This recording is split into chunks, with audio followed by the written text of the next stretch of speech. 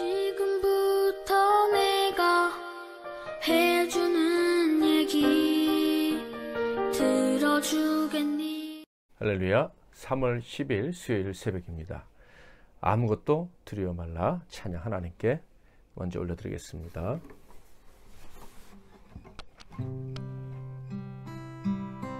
아무것도 두려워 말라 주 나의 하나님이 지켜주시네. 놀라지 마라 겁내지 마라 주님 나를 지켜주시네. 아무것도 두려워 말라 주 나의 하나님이 지켜주시네. 놀라지 마라 겁내지 마라 주님 나를 지켜주시네. 내 맘이 힘에 겨워 지칠지라도 주님 나를 지켜주시네. 세상의 험한 풍파 몰아칠 때도 주님 나를 지켜주시네. 주님은 나의 산소 주님은 나의 요새 주님은 나의 소망 나의 힘이 되신 여호와. 아멘. 오늘 하나님께서 주시는 은혜의 말씀은 구약성경 시편 59편 말씀이 되겠습니다. 시편 59편 1절부터 17절까지 말씀 중에서 16절, 17절을 제가 봉독해 드리겠습니다. 나는 주의 힘을 노래하며 아침에 주의 인자하심을 높이 부르리니 주는 나의 요새이시며 나의 환난 날에 피난처 시민이이다. 나의 힘이시여 내가 주께 찬송하오리니 하나님은 나의 요새이시며 나를 긍휼히 여기시는 하나님이심이니이다. 아멘. 오늘은 완전한 피난처라는 제목으로 하나님 말씀을 상고하겠습니다. 시편 59편의 표제는 이렇게 되어 있습니다. 그 중에 일부만 읽어드리면 사울이 사람을 보내어 다윗을 죽이려고 그 집을 지킨 때, 그러니까 다윗이 아주 위기에 처했을 때 지은 시라는 것을 알 수 있습니다. 1절을 보겠습니다. 나의 하나님이여 나의 원수에게서 나를 건지시고 일어나 치려는 자에게서 나를 높이 드소서. 표제와 관련해서 이 원수가 누구인지 짐작할 수 있습니다. 바로 사울과 그가 보낸 자객들입니다. 사무엘상 19장 8절부터 17절에 있는 그 말씀이 바로 이때의 사건을 묘사하고 있는 말씀입니다. 사울은요 다윗의 인기가 높아지자 그를 죽이기까지 시기했습니다. 그래서 다윗의 왕궁에 들어왔을 때 자기의 단창을 던져서 죽이려고 했습니다. 그러자 다윗이 피해서 자기의 집으로 갔습니다. 그러자 사울은 자객까지 보내서 다윗을 죽이려고 했던 것이죠. 참으로 다윗은 죄 없는 사람이었음에도 불구하고 죽음의 위기를 연이어 겪어야 하고 죽음의 공포 속에서 시간을 보내야 되는 그런 기가 막힌 현실에 봉착하게 된 것입니다. 그는 자신의 결백과 억울한 고통에 대해서 이렇게 이야기를 합니다. 3절. 그들이 나의 생명을 해하려고 엎드려 기다리고 강한 자들이 모여 나를 치려하오니 여호와여 이는 나의 잘못으로 말미암음이 아니요 나의 죄로 말미암음도 아니로소이다. 자기가 죄가 없는데 이렇게 기가 막힌 일을 당하고 있다라고 고백하고 있는 것이죠. 그런데 더 기가 막힌 것은, 더 심각한 것은 이 원수의 전략입니다. 그들은 다윗의 결백을 분명히 알고 있습니다. 그럼에도 불구하고 없는 죄까지 만들어서 뒤집어 씌우고 있습니다. 그것도 온 백성들에게 그의 죄를 없는 죄를 있는 것처럼 선전하고 있는 거예요. 6절 7절. 그들이 점으로 돌아와서 개처럼 울며 성으로 두루 다니고 그들의 입으로는 악을 토하며 그들의 입술에는 칼이 있어 이르기를 누가 들으리요 하나이다. 그 원수들은 단지 다윗을 제거하려고만 하는 게 아니에요. 예, 그들은 자신들이 다윗을 제거하려는 이 부당하고 악한 행동에 정당성을 얻기 위해서 전술 전략을 펼치고 있는 것입니다. 곧 온 세상에 거짓말을 쏟아내고 있는 거예요. 다윗과 그 백성들, 다윗을 좋아하는 자들을 이간질하고 있는 것입니다. 다윗은 자신의 생명뿐만 아니라 그의 모든 명예, 지금까지 쌓아온 업적, 그리고 사람들과의 좋은 인간관계까지도 다 빼앗기고 그리고 찢어지고 땅에 떨어지게 되는 위기에 봉착한 것이죠. 아마 이 거짓말들 때문에 백성들은 이런 생각들을 했을 거예요.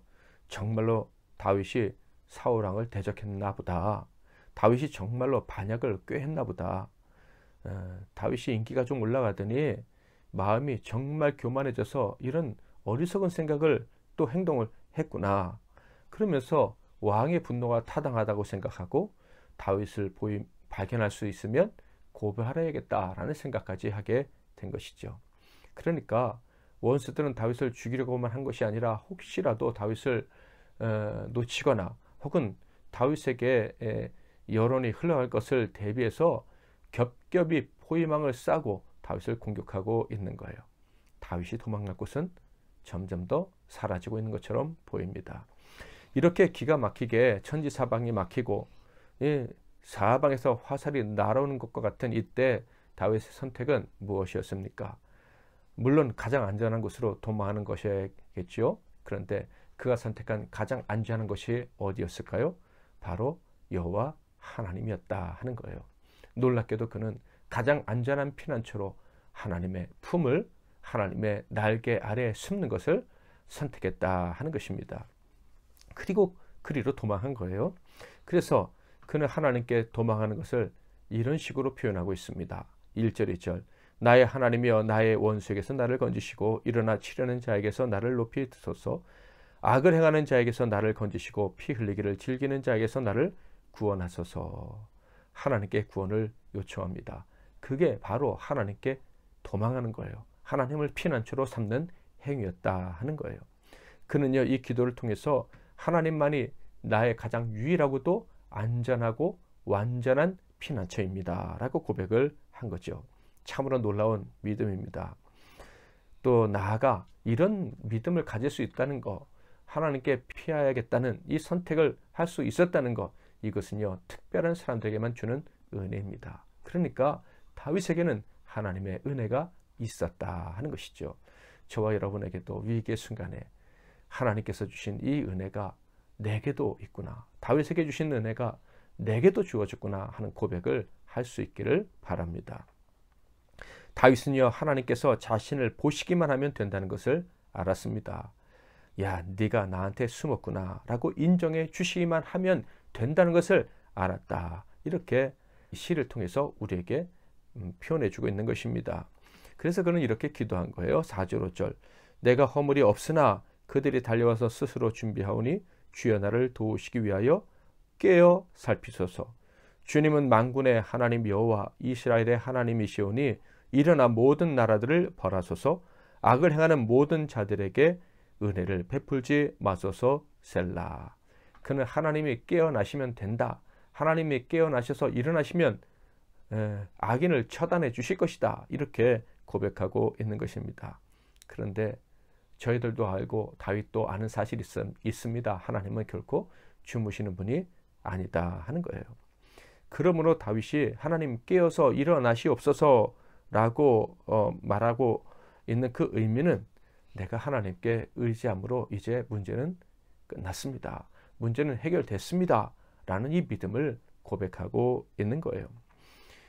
주님께 피하는 그 순간부터 안전이 보장된다는 사실 다윗도 알고 있는 일이지만 저와 여러분도 이미 알고 있고 또 경험해 온 일입니다. 우리는 주님께 피하기만 하면 주님이 일어나셔서 우리를 도우십니다. 이렇게 하나님께서 일어나셔서 도우시면 어떻게 됩니까? 다윗이 믿었던 그대로 되겠죠? 자, 8절 여호와여 주께서 그들을 비웃으시며 모든 나라들을 조롱하시리이다. 악한 원수들의 모든 계획은 다 수포로 돌아가게 된다는 말씀입니다. 아무리 막강한 힘과 악한 전략을 가지고 의인을 완전히 포위했다고 생각하더라도 실수할 수밖에 없습니다. 실패할 수밖에 없는 거예요. 마지막 칼을 내리치려는 순간 의인이 사라지고 없다는 것을 깨닫게 될 것이다 하는 것이죠. 그래서 어떤 일을 그들이 당하게 됩니까? 조롱을 당하게 됩니다. 다 이긴다고 했잖아. 너희들이 옳다고 했잖아. 그런데 아닌가 보네 하는 조롱을 받게 된다는 거예요. 그런데 어떤 사람들에게 조롱을 받습니까? 당연히 의인들에게도 조롱을 받겠지만 특별히 거짓말에 속아서 의인을 대적하던 자들에게도 조롱을 당합니다. 그러니까 자기 편에게 조롱을 당한다. 그래서 악인들은요, 언제나 스스로 자기들끼리 조롱하고 자기들끼리 용기를 깎아내리고 그리고 함께 침몰해 가는 것입니다. 의인을 죽이고 스스로를 강화하려 했지만 결국에는 자중질환에 의해서 망하게 된다 하는 것입니다. 하나님께 피하는 자는요, 반드시 하나님의 구원을 경험하게 됩니다. 그런데 그 구원의 경험은요, 자신의 생명이 건진받는 선에서만 끝나는 것이 아닙니다. 원수와 그들의 악이 함께 몰락하는 것을 보는 데까지 이르게 된다 하는 거예요. 그러므로 주께 피하고 주를 바라는 사람은요, 참 놀랍고 신비한 일들을 경험하게 됩니다. 다윗의 고백을 들어볼까요? 9절 10절. 하나님은 나의 요새이시니 그의 힘으로 말미암아 내가 주를 바라리이다. 나의 하나님이 그의 인자하심으로 나를 영접하시며 하나님이 나의 원수가 보응받는 것을 내가 보게 하시리이다. 하나님을 바라보고 하나님께 피했습니다. 그랬더니 하나님께서 나를 영접하시고 구원해 주실 뿐만 아니라 그 품에 안겨서 보호를 받으며 원수의 멸망을 목격하게 하십니다. 이것이 다윗의 고백인 거예요. 당연히 저와 여러분의 고백이어야 되고 또 이미 그렇게 고백하신 분들도 계신 줄 믿습니다. 심지어 다윗은요, 하나님께서 그 원수들을 멸망시키실 때 그 멸망의 방법을 요청까지 하고 있어요. 감히 하나님께 심판의 방법을 제안까지 한다, 이런 얘기입니다. 자, 어떻게 요청했는지 들어보시겠습니까? 11절부터 15절. 그들을 죽이지 마옵소서. 나의 백성이 잊을까 하나이다. 우리 방패 되신 주여, 주의 능력으로 그들을 흩으시고 낮추소서. 그들의 입술의 말은 곧 그들의 입의 죄라. 그들이 말하는 저주와 거짓말로 말미암아 그들이 그 교만한 중에서 사로잡히게 하소서. 진노하심으로 소멸하시되 없어지기까지 소멸하사 하나님이 야곱 중에서 다스리심을 땅끝까지 알게 하소서. 셀라. 그들에게 점으로 돌아와서 개처럼 울며 성으로 두루 다니게 하소서. 그들은 먹을 것을 찾아 유리하다가 배부름을 얻지 못하면 밤을 새우려니와. 단번에 그들을 죽이지 말라고 요청합니다. 비참함을 끝까지 경험하고 살다가 망하게 해달라고 요청하고 있어요. 그 이유가 무엇입니까? 첫째로는 백성들을 교훈하기 위함입니다. 거짓말로 의인을 대적하는 자들의 말로를 백성들이 보고 다시는 그 악한 자들의 거짓말에 속지 않게 하기 위함이었다 하는 거예요. 그리고 나아가 주의 능력이 세상에, 온 땅에 가득하다는 것, 악인들은 대적할 수 없는 능력이라는 것을 알게 하려고 그들을 갑자기 없애버리지 말아달라고 요청하고 있는 것입니다. 또한 악인들이 자신들의 거짓말에 스스로 속아 교만해지게 하기 위해서 하나님이 천천히 심판해달라고 이야기를 합니다. 결국 그 교만함으로 말미암아 스스로 함정에 빠지게 해달라는 얘기죠. 자신들의 교만이 이렇게 우리의 인생을 비참하게 만들었구나 하는 것을 깨닫고 절망할 수 있도록 해달라, 이런 얘기입니다. 교만한 자들이 절망하는 것을 보고 백성들이 야, 교만한 자들은 결국 절망에 빠질 수밖에 없구나 하는 것을 보게 해달라는 요청이지요. 하나님의 진노가 얼마나 무서운지 땅끝까지 알게 하시기 위해서 단번에 처벌하지 말아달라고 천천히 그리고 철저히 처벌하시면 그것이 소문이 나지, 땅끝까지 소문이 나지 않겠습니까? 그래서 온 세상이 교훈을 얻어 악한 거짓말을 하지 않는 일이 벌어지지 않겠습니까? 그래서 다윗은 이런 식으로 처벌해달라고 이야기를 하는 것입니다. 모든 일로 말미암아 이 죄로 인한 비참함이 어떤 것인지 철저히 악인들이 경험할 수 있게 해주십시오. 이것이 다윗의 요청이었습니다. 자, 그런데요, 이렇게 시를 지어 하나님께 올려드릴 때, 기도할 때 다윗의 상태는 어떠했습니까? 이렇게 악인이 철저히 망하는 것, 악인의 멸망을 통해서 백성이 교훈을 얻는 것, 이것을 상상할 수 있는 때가 아니었죠.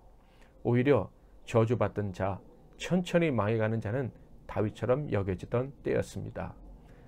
당연히 거짓말하는 사람도 악한 자들이 아니라 다윗으로 여겨졌던 때였습니다. 모든 사람들이 그렇게 여겼을 거예요. 그런데 다윗이 그때 앞으로 벌어질 일을 이미 믿음으로 바라보면서 이렇게 당당히 외치고 있는 것입니다. 하나님, 그들이 철저히 망하게 해주십시오라고.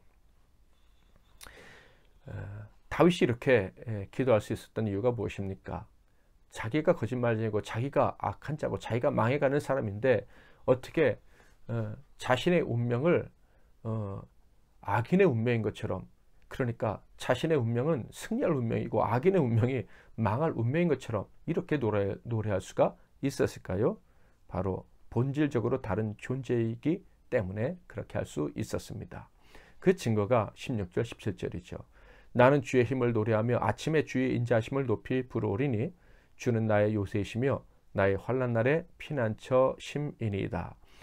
나의 힘이시여 내가 주께 찬송하오리니 하나님은 나의 요새이시며 나를 긍휼히 여기시는 하나님이시니이다. 아멘. 그는 하나님의 인자, 사랑이죠. 그것을 철저히 의지하는 사람이고 사람을 의지하는 자가 아니라는 것입니다. 악인들처럼 자신의 힘 혹은 사람들의 힘을 동원해서 승리하고 구원을 얻으려는 자가 아니다 하는 거예요.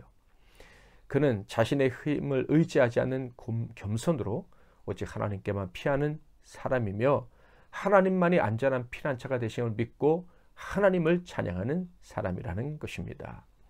사랑하는 성도 여러분, 때로 우리는 악인들의 공격을 당하기도 합니다. 아주 악랄한 공격을 당하기도 하죠. 심각한 거짓말이 우리 주변에 가득 차 있는 것을 발견할 때도 있습니다. 그런 일이 벌어지면 이런 생각이 들 수도 있어요. 정말 내가 잘못된 사람인가? 내가 정말 그들이 말하는 것처럼 그들이 거짓말할 때 사람들이 믿고 그런가 하는 것처럼 그런 생각을 할 수 있도록 만든 그렇게 잘못된 사람이었나? 잘못되게 살아온 사람인가 하는 생각이 든다 하는 거예요. 그런 생각이 들 수 있습니다. 자, 바로 그러한 때 우리는 어떻게 생각하고 행동을 해야 될까요? 그런 일이 우리에게 발생된다면 우리는 오늘 주신 말씀을 반드시 기억해야 할 것입니다. 나는 그럼에도 불구하고 하나님께 피하는 사람이다. 나는 부족한 사람은 맞지만 나는 하나님께서 나의 피난처가 되심을 믿고 하나님을 노래하는 사람이다. 나는 사람들을 의지해서 위기를 돌파하고 악인들과 같이 거짓말을 하려는 사람이 아니라 하나님께서 그 모든 거짓을 제거하시고 거짓말하는 자들을 심판하실 줄 믿는 사람입니다. 이것을 기억한다면 하나님 반드시 우리의 의로움을 밝혀내시고 진정한 승리, 완전한 회복을 허락하실 것이며 악인들이 철저히 부서지고 물러가는 것을 보게 될 것입니다. 아무것도 두려워하지 말라. 한 번 더 찬양을 올려드리겠습니다.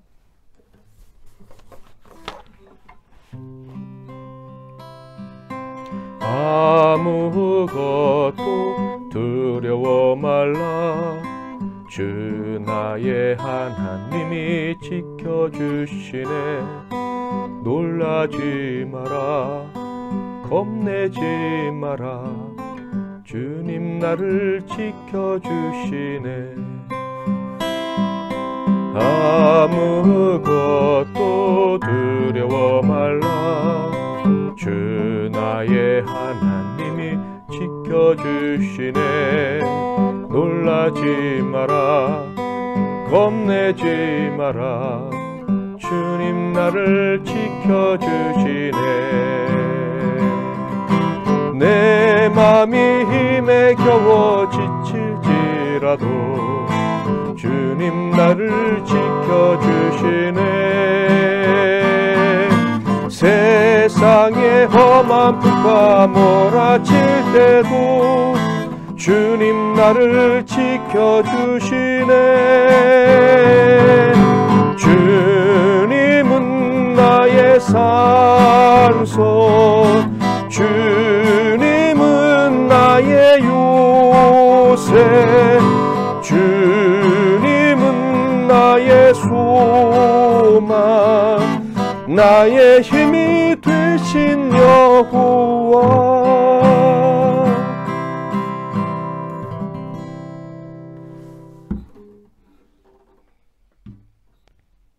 오늘도 말씀 붙잡고 기도하고 하루를 시작하시기를 바랍니다.